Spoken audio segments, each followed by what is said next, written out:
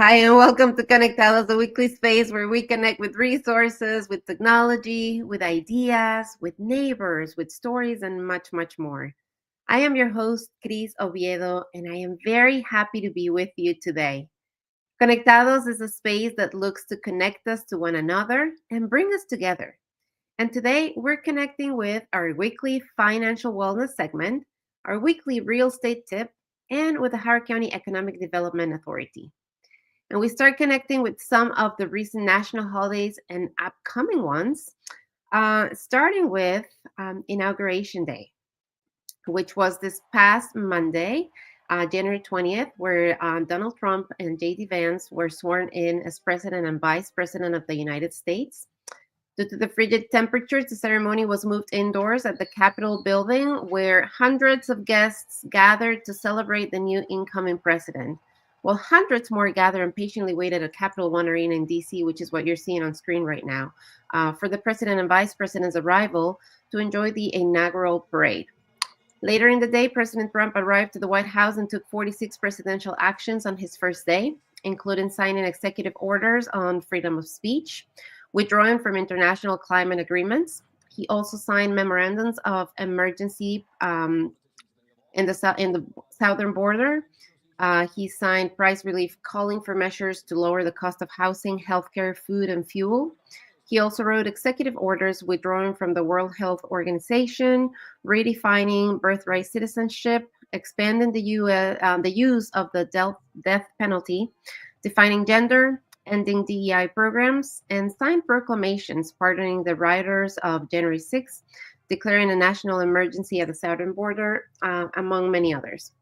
Living up this way to many of his campaign promises and making his supporters very happy and bringing concerns to many other citizens in the United States.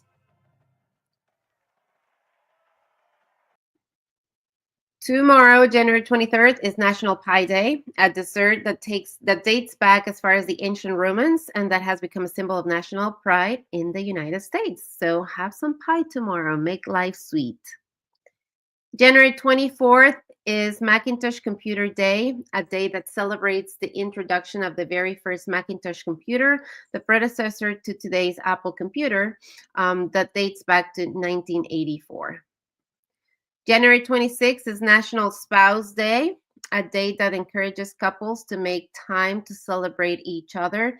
It differentiates a little bit from Valentine's Day because Valentine's Day expands, to love and friendship, whereas this one specifically for your spouse, for your life partner. January 27th is International Holocaust Remembrance Day, a day that commemorates the victims of the Holocaust and reminds people all over the world about the acts of genocide that took place between 1941 and 1945, in hopes to create conscience and stop anything like this to happen ever again. January 28th is National Plan Your Vacation Day. And, I know it's cold outside. We still have snow on the ground, and it's hard to think about beautiful spaces and places like the one you're seeing on screen right now. But it's also a date that reminds us that we need to start planning our vacations and take time off work to enjoy quality time with family and friends. Plus, vacations are good for mental health. If you start planning early, chances are that you will find better deals, that you'll be able to save money rather than waiting until the last minute, which is unfortunately what I tend to do when I'm planning my vacation. So let me be the first one to do what I say and start planning my vacations this week. Next up, we have Jasmine from Making Change bringing us this week's financial wellness segment.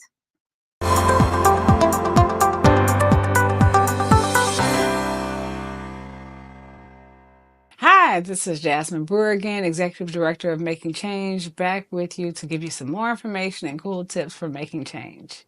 So, if you plan to join us for our vision board party scheduled for Saturday, January 11th, unfortunately, we had to postpone it due to the weather. But guess what? We have another event planned for you to make sure that you can set your goals to get your year started off on the right foot. Saturday, February 8th at 11 a.m., we will have our vision board party at 977 Petusian Woods Drive at the Nonprofit Collaborative. Please come out and join us. And at this time, you will be able to receive some information about what's SMART goal planning, to be able to decide, well, what are the goals that you want to set for your year? And this is all dependent on you. No one else can tell you this but yourself. So join us on February 8th at 11 a.m. at the Nonprofit Collaborative. The link will be provided for you to register ahead of time. And please join as soon as possible. Make sure you register because space is limited. We look forward to seeing you soon.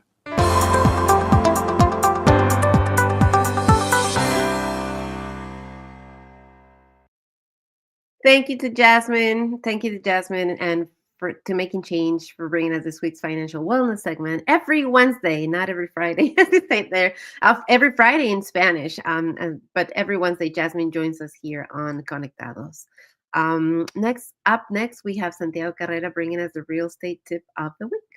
Diego Carrera here with another tip while you're selling your home.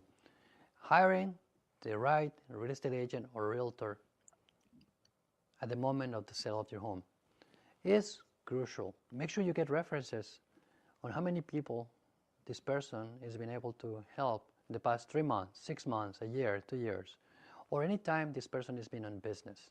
To verify that information is very easy. A successful sale of your home or property has a lot to do with the person that you have representing you during this transaction. So make sure you get a person who has experience, knowledge, and a good reputation. See you next time with another tip while you're selling your home. Bye.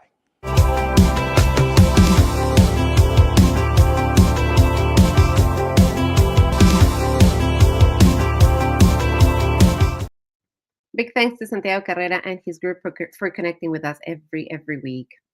And I know that last week we talked about wellness resolutions, and I shared with you some of my personal strategies and the things that I'm doing to accomplish those goals. And today, I want to continue our conversation around goal setting, but instead of focusing on wellness, I want to focus on our businesses.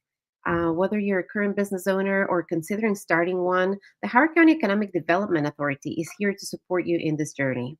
I am very pleased to be joined today by Howard County Economic Development Authority's Director of Strategic Outreach, Kiera Kimi. She's a professional with over 10 years of experience working on many different aspects of economic development, from supporting loan and tax credit programs to administrating the HOCA Rise grant program. Kiera works in our community to build and strengthen community partnerships and relationships with organizations and the Howard County Economic Development Authority. She's a longtime Howard County resident and a proud Wild Lake High School alumni. Kiera is also proud of serving her community, creating inclusive and innovative solutions within the realm of economic development. It's really a pleasure to welcome Kiera this morning here to Conectados. Kiera, thank you so much for being with me this morning. I really appreciate you taking the time and just bringing information here to our community. So welcome. Good morning. Thank you so much for having me. I always love to start my conversations just finding more about the person that I'm sitting with or sharing the space with, because we all have journeys and we all, there's different reasons why we're doing what we are doing today. So I'd love to start by getting to know you a little bit better, hearing a little bit about your personal journey, how you got into the role that you're serving today. Was that your dream? Was that something that when people ask you when you were little, you knew that you wanted to work at economic development, or how did you get there?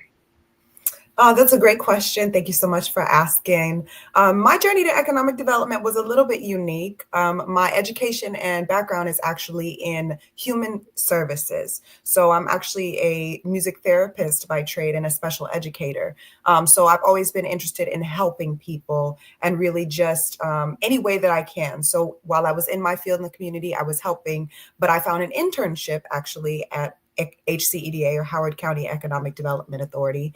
And then after the internship, my role just kind of grew into taking on more and more responsibility for different projects. We had some really important initiatives that came out, some federal funds that would come out that needed dispersing, and using the skills that I have learned to build relationships, to understand human behavior, to meet people where they are, to create plans, to create and track progress, all of these tools and foundational things that you need in a clinical setting or a therapeutic setting. I was also able to apply them in economic development. And I think that's why I've been so successful and able to transition into my current role of building these relationships with our partner institutions, our community organizations, and figuring out how we can really collaborate and meet the needs of our community.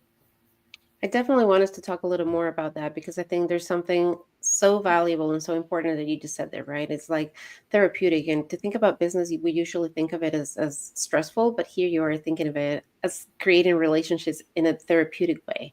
So we're going to come back to that in a minute. But, I first would like to hear a little more about the role of the Howard County Economic Development. You kind of gave us a little bit in your journey. You kind of already hinted to some of the things that you guys do, but can you tell us a little bit more of, what is the role? How do they support and partner residents looking to either start a business or maybe somebody who's already a business owner? How can Howard County Economic Development help the business grow, expand here in the county and beyond sometimes?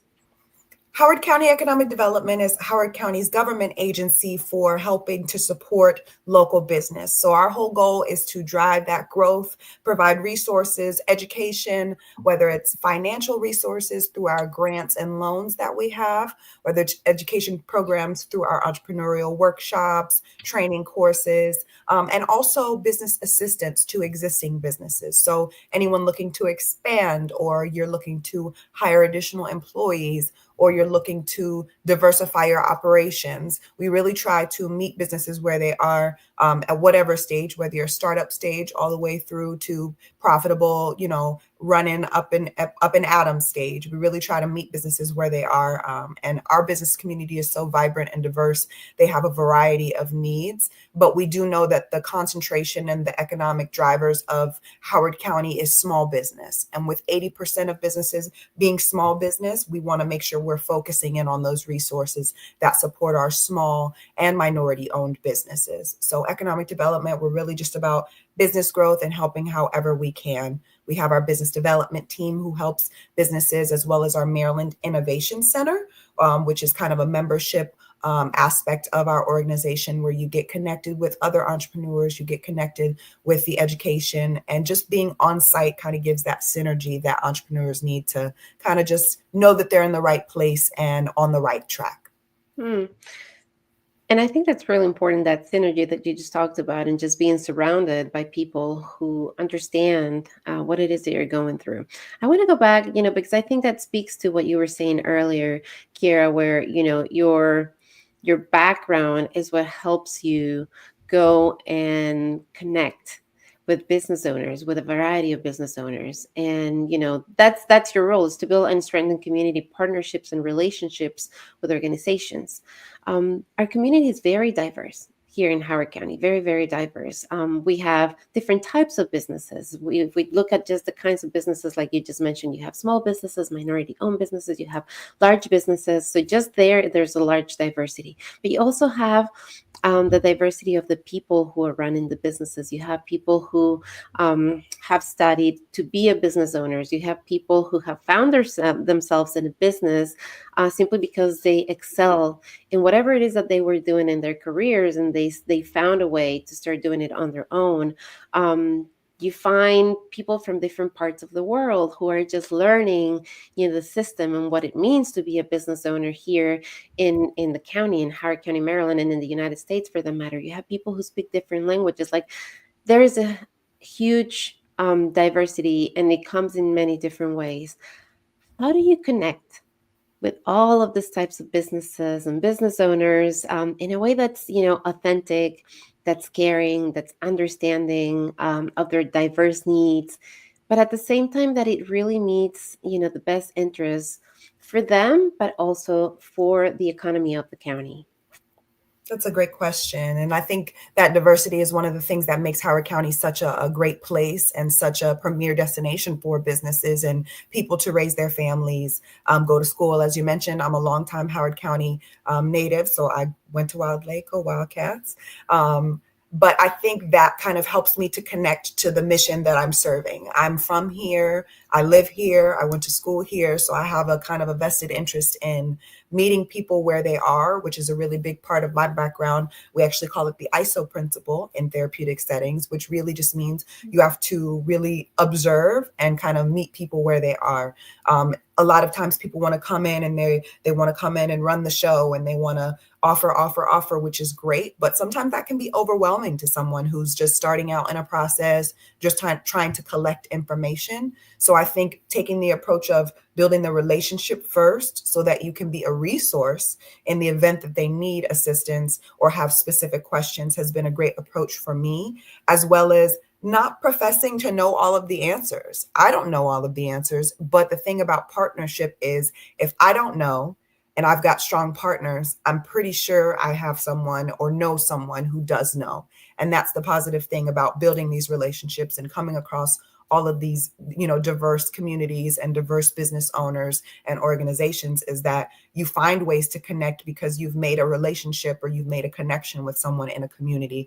And that connection can help you to further your reach or further your impact within a community. So I really just try to build those relationships from a very authentic place, like you said, because county government already kind of has a little bit of a, I won't say a bad rep, but not everybody is trusting of government. Not everybody is open to assistance from the government. And so being a quasi-government agency, it kind of gives us a little bit of room to say, hey, you know what, we're a little bit different and we're here to help you. So why don't you tell us what we need, what you need, and then we can go from there. And just having that understanding that some people maybe don't want to come and interact with government for whatever reason, right? Because of their own experiences in life, because they've never done it before, because it was not available in the country where they were from, because it's just not something that you think about. Why would I think of government when I'm thinking about my business? Like, there's just so many reasons. So I think what you just said, meeting businesses where they are. And I know we hear this a lot. And I know that in many cases, we even think that it could just mean simply physically, like, physically going to the space. But you just showed us and you just told us that it's actually deeper than that, that it's not just the physical meeting you where you are and actually taking that initiative of going there, but that listening that is so important. And I so appreciate that, because I think that sometimes we focus too much in business. I think that sometimes, and I've heard from so many mentors that if you want to be a successful business person, you actually got to learn how to listen. And I don't think that that's something that can be taught. And I don't think that that's something that we necessarily hear too much about. Like you said, we think that it's about giving and giving and giving. And you just told us something really valuable, really important, that as much as it is about giving and providing, it is about listening. So I just wanted to elevate that, Kiera, because I think that not just in business, but in general, that's what we need right now.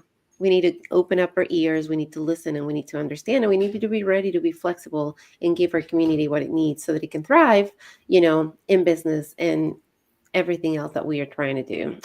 So with that idea of listening, when you're, and the diversity that we already mentioned, talking about the small business, talking about big businesses, let's focus on the new entrepreneurs, right?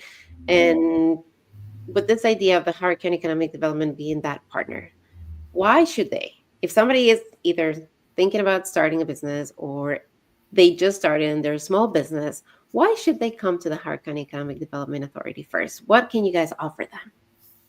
Man, why wouldn't you come to the Howard County Economic Development Authority?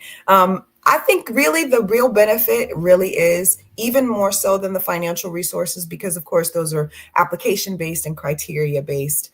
There's nothing like social capital. And I think that's a growing word and a growing term that's kind of coming to light in recent times. But we always hear the phrase, it's not about what you know, it's about who you know. And at a lot of times that's very true. I mean, whether you want to admit it or not, you can have the wealth of information, you can have the knowledge, you can have the money. But if you don't have the connections that are going to get you the space or the opportunity or whatever you're looking for, sometimes that's the step that you need to kind of take your business to the next level. So I think in addition to social capital, making those connections, being in the right rooms, being introduced to the right people. Again, I mentioned our financial resources that we have. We have grant programs, we have loan programs. One of our new programs, actually, the Lift microloan program, we just completed 1 year of that program not too long ago. It's a small loan for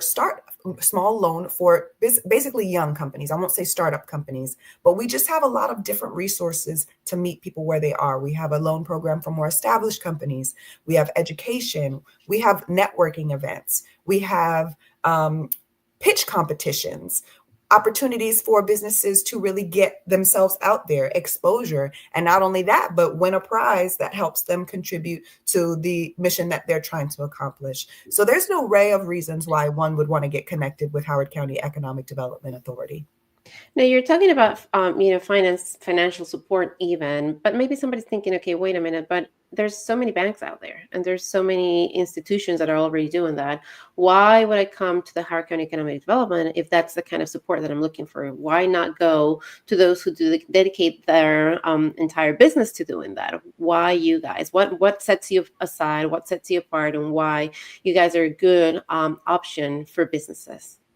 Because of our place as an economic development agency, we have a different kind of structure with our loan programs that is kind of different than commercial banks. Our interest rates and things are comparable, but at the end of the day, we accept that you have to take a risk. And oftentimes we're willing to take a risk that a bank is not willing to take a risk. A lot of our portfolio clients in our loan programs were not quite ready for bank loans, or we were a piece of a larger funding gap. Or a closing a funding gap, I should say. So maybe there was a piece of the project that's funded by the bank and there's just a shortfall, and the bank wants you to show that you have some other forms of funds to support this project. Sometimes it's important to have that local government partner or that local government on your side, in your pocket, to say, hey, we're supporting you. We understand this is a little bit more risky and we're willing to take the risk. And we've been really successful with, I want to say, around a 3% default rate since the origination back in 2014. So this loan program has been around quite a while, and 3% default rate is very low. So even with the risks that we are taking, that we understand, I think that's what really sets us apart from a traditional financial institution where their criteria is a bit more stringent. Their criteria, it's set, it's not movable. Whereas sometimes in our cases, we are allowed to analyze on a case-by-case basis. We work one-on-one with the clients in their application to give them the best chances of being approved. We're not just accepting your application fund and, oh, this is a bad application, throwing it out the window. Our staff, we have incredible staff that run the loan fund programs. Ms. Darshini Patel and Ms. Angela Azier run our loan fund programs, and they work with the business owners one-on-one throughout the entire process. We also have a mentor, a financial mentor that mentors these younger companies to ensure that they're going to be fiscally responsible with the funds and that they really understand, the implications of accepting the loan. So we really kind of set businesses up for success. We're not really just giving you the money in hopes that you can pay it back. And if you don't, oh well. We really only try to pursue companies who have a great chance of success and, accomplishing what their goal is. Mm-hmm. And I really appreciate what you just said, because even though you're saying, hey, we're kind of like lowering the barriers a little bit, but we're keeping we're keeping the responsibility high. And I think that's really important. I think that's really valuable because the guidelines, you may be able to lower those, but the standards are being still kept high. And I think that right there, it's part of that education that you were talking about, just in instilling that and making sure that that's part of that agreement that you enter with a small business. That's an educational journey right there. Like, you'll be able to go and get other loans and other things, but these are the things that you need to learn first, right? Like, we can play with the guidelines, but there are other things that we want to make sure that you understand. And that mentoring piece, oh my gosh, that is invaluable to me. Mentoring, having a mentor, having somebody teach you, somebody help you walk, and maybe even try to avoid mistakes along the way. I wish we all had a mentor in our lives all We of the time, should. right? Everyone should have a mentor for sure. And we found that that's a huge part of the success. I think I read somewhere that businesses have a lower chance of closing within the first 5 years if you have a mentor. And that is data doesn't lie. You can do the research on it. And having someone who's had those experiences can tell you from their own personal experience. There's nothing like that. It's much different from reading it in a book or taking it in a class. Somebody that's walking with you, and that you can have a soundboard and ask questions as you're making decisions. That sometimes, if you're married, or if you have a partner, a life partner, that sometimes you come to that partner, and because they're not in that business, it's hard for them to be able to help you navigate through those waters. But having that person that has that experience, and that can help you see some things that maybe you're not realizing, I think that's so, so, so valuable. Let's talk a little more about that piece. You talked about social capital, you talked about education. um, let's talk about the impact, right? The impact. Kiera, if you can maybe share with us some stories, if you can share some testimonies of some of the businesses that have come through. Either, I know you talked about the Maryland Innovation Center, you've talked about your programs themselves.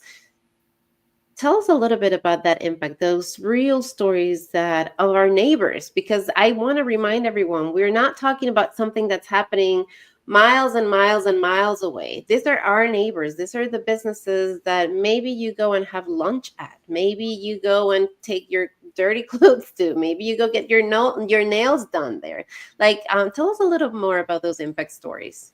Absolutely. In addition to just the larger picture of making sure that our business community is robust and contributes to the tax base that allows us to have these beautiful schools, these beautiful roads and infrastructure that we do, that's our main goal. It is really important that we have those kind of touch points with the companies one-on-one that helps us understand the impact that we're having. One that comes to mind is a loan client that we had, Shea Radiance. They were a very popular skincare. They are a very popular skincare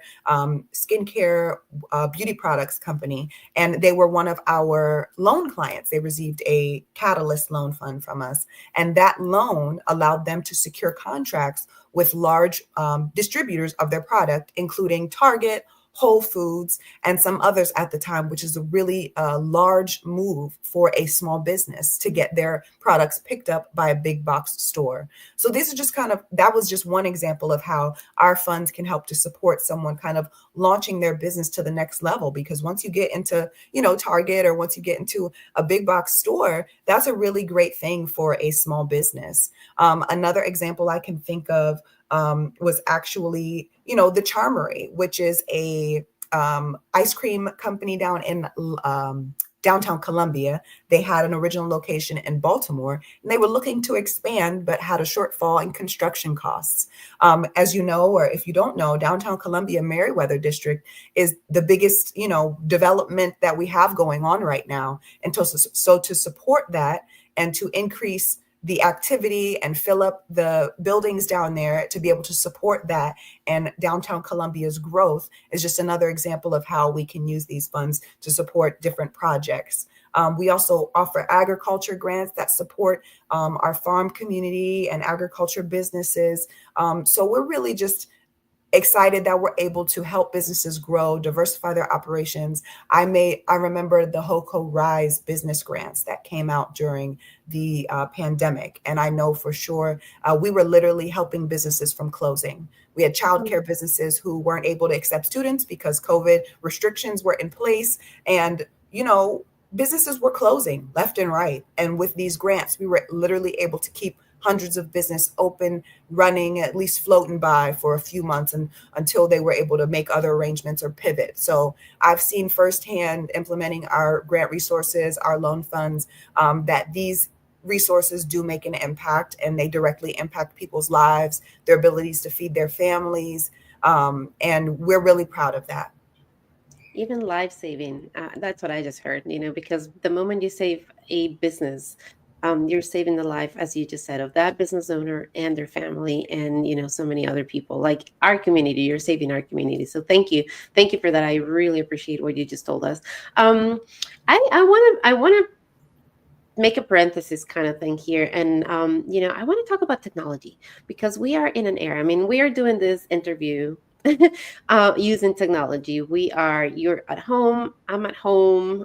If you hear my dog here and there, that's kind of like what the pandemic brought us, right? It normalized working from home, and sometimes seeing our kids in the background and our dogs, and hearing the noises of the house. Like, it reminded us that we are more than the professional that goes to work. It allowed us to connect, I feel.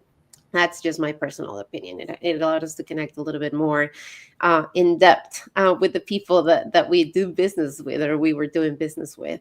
But technology, has, I mean, jumped tremendously just in the last 3, 4, 5 years, right? We have AI now. And I know you guys have had workshops about this at economic development, and I've actually attended a couple of the classes, because this is a new world. And for somebody like me in communications, I saw at first, I have to be honest, I saw at first a threat.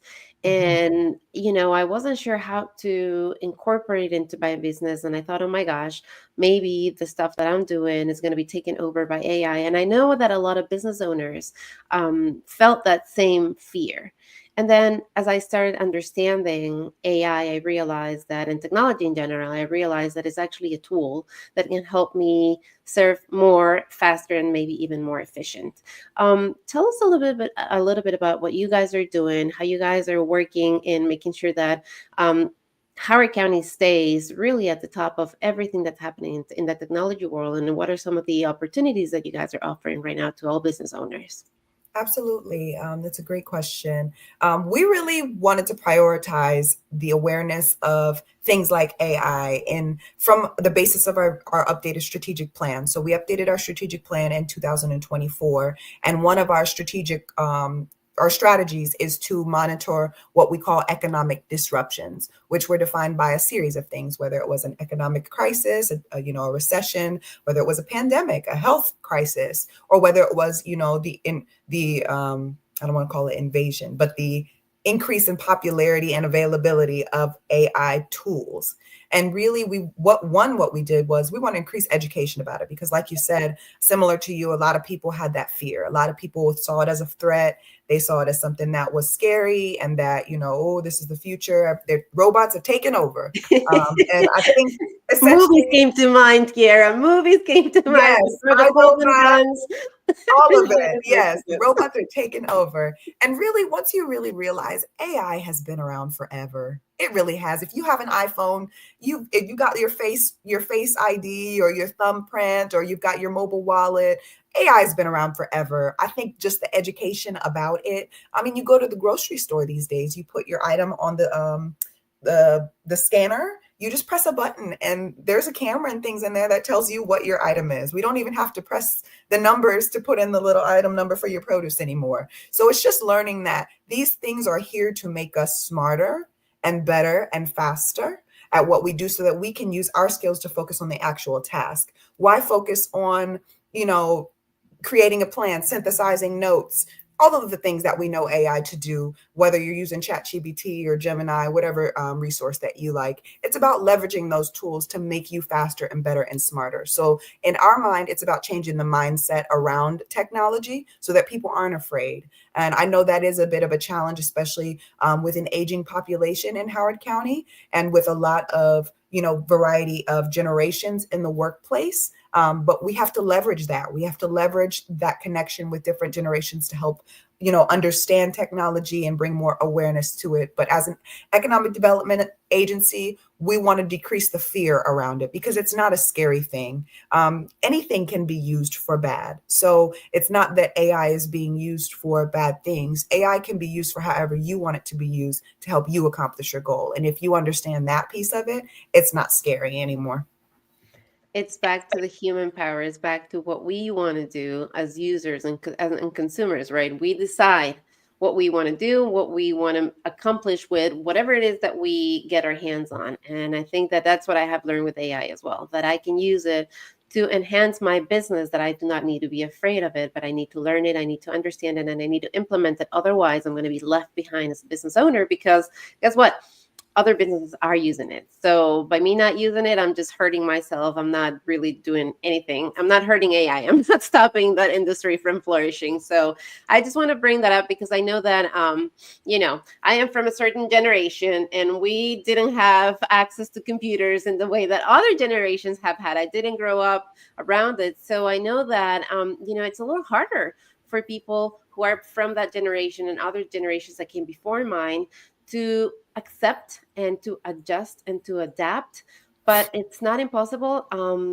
It's just a matter of doing it. It's a learning curve. It's a learning process. But the funny thing is, once you start doing it, you actually enjoy it because it's really helpful. It's very, very helpful. So if you haven't tried it, I encourage you to try it. I know I have. I have my Claudia system. I call it Claudia. That helps us Claude. And so just have fun with it. Just have fun with it and use it and implement it in your business. Kiara, tell us about some of the current opportunities and upcoming opportunities and classes that are available for business owners, all kinds of business owners that maybe you're the most excited about bringing this year. Absolutely. In the past year, we were able to form some great partnerships with local institutions to bring some new programs. So we're excited about our partnership with Truist Bank that allows us to bring some financial literacy programs to the community. We actually are hosting a session in Spanish on January 30th about the basics of borrowing. So we have a variety of topics and we're able to rotate through those topics. And the next one is on the 30th. So if you guys visit our website or if you share any links, I'm happy to share information about that event. Actually, tomorrow we have a session in a series of sessions called the Business Disaster Preparedness Workshops that we have partnered with the Office of Emergency Management, the Howard County Office of Emergency Management, to bring different topics every quarter to help businesses be prepared. Tomorrow's session is on cyber threats, fraud, and scams. And we have CISA coming. We did have Mr. David Leeds, who was Howard County Department of Technology and Communication Services coming. And then also Ms. Tracy Resvani from the Office of Consumer Protection coming to speak to the group about, how to protect your business from cyber fraud and other situations. In addition to those two programs, we're excited about our pitch competition series. We actually just had a great pitch competition last week for our life sciences industry. And that was a really great event with great turnouts, but we do host those on a regular basis. And coming up soon in the spring, we'll have a business resource expo, which is a really great one-stop shop for businesses to get all the information from different county agencies and regional partners that will help their business grow. There will also have an information session on our loan fund programs. So if you're interested in learning more about our loan fund programs, we certainly invite you to join us for that in March. There's so many things that are happening at Howard County Economic Development. I encourage you to get in touch with them, stay connected with them. So, Kiara, I did drop the link for the events page from the website on our comments. So please grab that. You'll have all that information. But, just to find out more about what you guys are doing and stay really and keep up with everything that you guys are doing, where can people find out more? Where should they be following you? Where should they be connecting with you? So first, we have a new app. I'd invite everyone to download our app. You can find it in the App Store, Howard County Economic Development Authority. And that's where we try to keep some updated information about resources. If there's a person that you're looking for, you can see our staff list and what department they're in. So if you have a specific need, you can find who you're looking for, but also visiting our website, howardcountyeda.org. And that will give you a lot of great information. You can check out our strategic plan, our events, and any information that you might be looking for.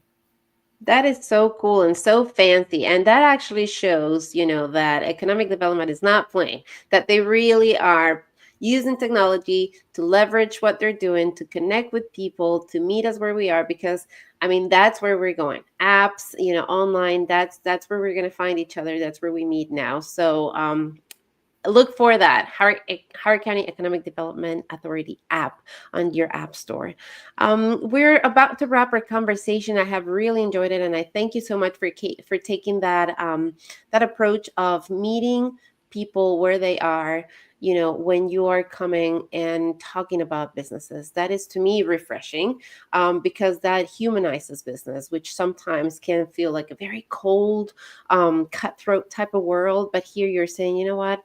Let's actually come together. Let's build on that social capital. Let's build on that human capital, and let's connect and work together to make Howard County stronger. Because when we help each other and when we see each other, it just, in my opinion, it just makes us stronger. So, what's your parting message today, Kira? What message do you want to leave everybody who's listening and watching with this morning? I think if you're in a place where maybe you're not sure about your next steps, or you've got this great idea, or you just find yourself trying to get to that next level, I really encourage you to step out of your comfort zone. Even if you've been in business 5, 10, 20 years, there's always something to learn. And with the changing landscape of, the economy, remote work, technology, how we do business, it really is important to kind of just keep an open mind, be a lifelong learner, and just get all of the information and resources that you can, to help support your business. There's always something to learn. There's always someone willing to help. And I know at EDA, we are always willing to help, and we're here. So if you're anywhere nearby, in the region even, we encourage you to reach out, even if it's just for a conversation, because we have connections. So maybe you're not even in Howard County, but you want to expand into Howard County or get connected with our ecosystem. We encourage you to just take that step, take that leap. There are so many others who are in the same position that you're in. And maybe you'll find out that you'll connect with someone that kind of even just helps give you a peace of mind. I like, hey, I'm on the right track. So whatever you're doing, please don't be afraid to kind of take that next step and go out, step out on faith and kind of chase your dreams.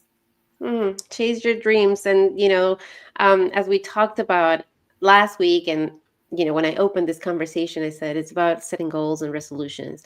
And if you listened to me last week, setting goals, I talked about this idea of a map and marking the X of where it is that you're going. So maybe you know what you want to do. Maybe you know where that X is, but you don't know how to take those steps to make that business, that resolution that you have, that goal that you have with your business. You don't know how to get to the X. You see it, you have it in your mind, you have it in your heart, that's where you want to be.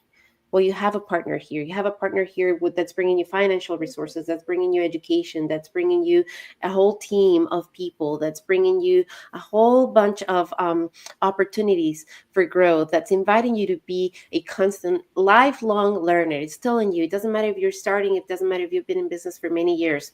We are here to support you. We're here to meet you exactly where you are. And we are here providing you with good information, with good resources, so that you can get to that X in that map that you have for your business. Kiara, thank you so much for taking the time and for being with me this morning. Thank you so much for having me. And I look forward to connecting with everyone. So I did drop the link for Howard County Economic Development events on the comments. I will drop just the regular link on there for you. We're going to take a quick 30-second break, and we will be right back with more. Thank you all. I'll be right back.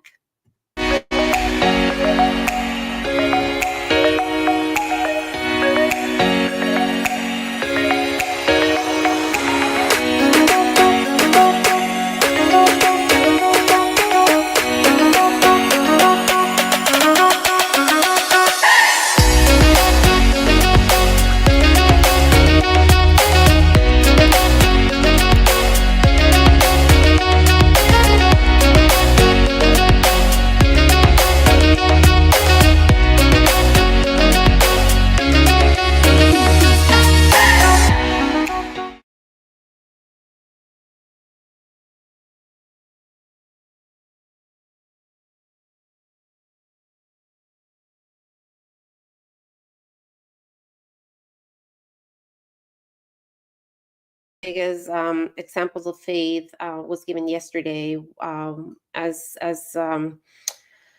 reverend, and I wrote her name, but there was a reverend who talks specifically and directly to our president, to our new president, Donald Trump, and she asked for compassion. She was so powerful. She was so moved by faith. She asked him to have compassion as he's looking at some of the issues and some of the priorities under his agenda. And I can tell you,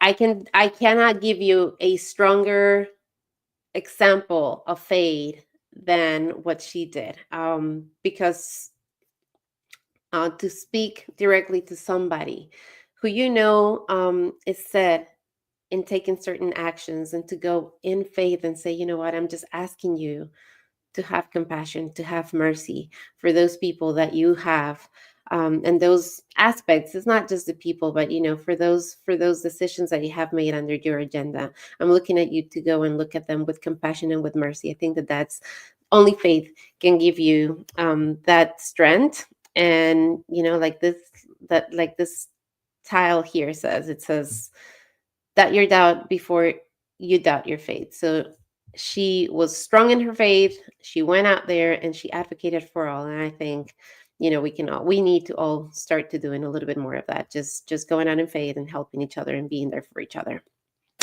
Thank you for being with me. Our weekly space, Conectados, where we connect with resources, technology, ideas, neighbors, stories, and more. Up next, our segment comes with the things that are happening this weekend.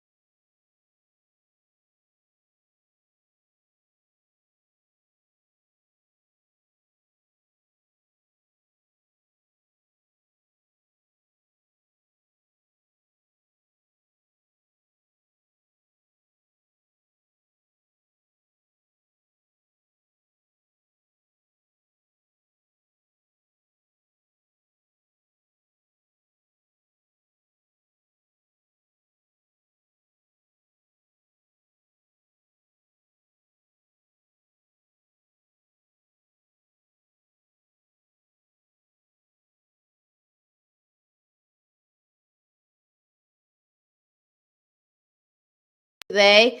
Thank you for joining me on Conectados. I will be back next Wednesday at 9 a.m. If you have ideas, if you have comments, you can email me at info@crisoviedo.com. That's info@crisoviedo.com. I'll also go ahead and put that on the comments so you can connect with me. And if you or someone you know, or a family member, or a neighbor, or a teacher coworker, anyone that you know has the story that you would like me to tell everyone, that you like other neighbors and other people to connect with, please reach out to me. I love to tell more stories of our community members. I love to. My goal is to bring content that's helpful, that adds value to your life and the life of our community. So please reach out to me. Let me know what kind of stories, what kind of conversations, who I should be inviting, what kind of topics you'd like to hear about.